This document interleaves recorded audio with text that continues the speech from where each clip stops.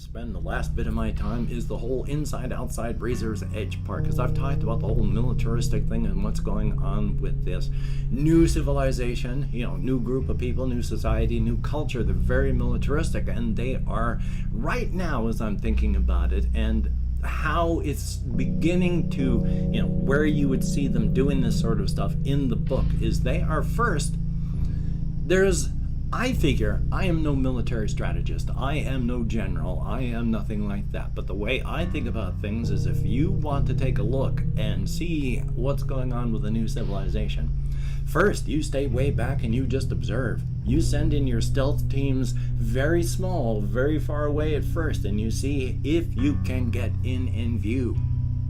Find out how effective your camouflage tech is against their security.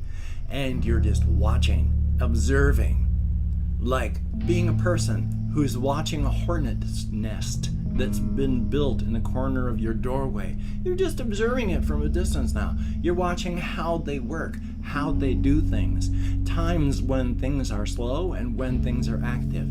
And then when you've done everything you can by just observing, that's when you send in the small, not unidentified, but made intentionally unidentifiable as for where they come from, strike teams. They go in to kick the hornet's nest so that you can watch, record, and observe how they react to any stimulus. So you start doing things like sending in the teams that are finding the farmers, and not giving them a chance to do much before PAM. Why, you send them into a small town, and then you take the town out while observing, watching, listening to communications, and getting ready to cut them if necessary. See how the hornet's nest reacts when you kick them. Unfortunately for the Association of Sovereign Free States, they don't put up much of a struggle at all when they're kicked. They've been too busy looking at each other, being like pre-World War I Europe, at each other's throats and just ready to fall apart at any moment. And they do. Internal squabbling places, they start tearing each other apart before the other civilization really starts coming through with their tech. And boy, they really start to topple like a house of cards.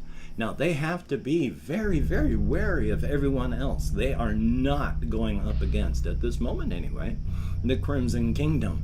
They have discovered through their own observation stuff that when they try to take a look at the Crimson Kingdom stuff, their thermal optical tech and the research that they've done on their sciences have enough overlap with the communication stuff that the Crimson Kingdom is doing that the thermal optical camouflage and the video and such surveillance of the Crimson Kingdom, there is an interference pattern, and they shine like a spotlight when they're wearing their thermal optical tech.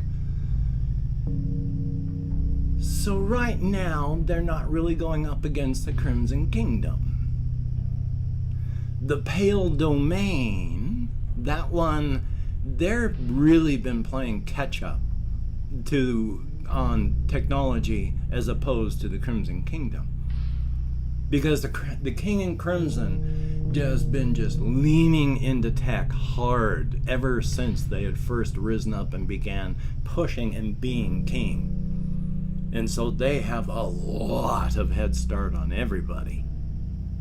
Pale Domain, they're working on trying hard to catch up. Association of Sovereign Free States, yeah, their tech is such that they generally buy from like the Crimson Kingdom.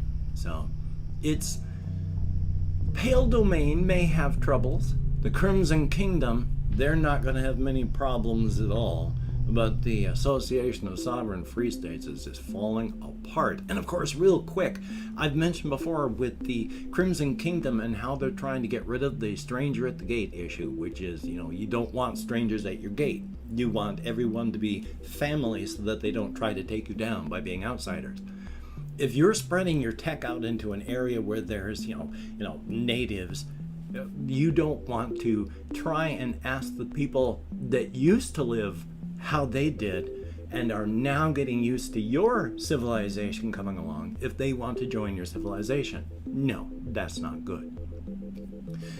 When their children who have grown up around all the Crimson Kingdom stuff and they're used to it, do you ask them if they want to become a part? No.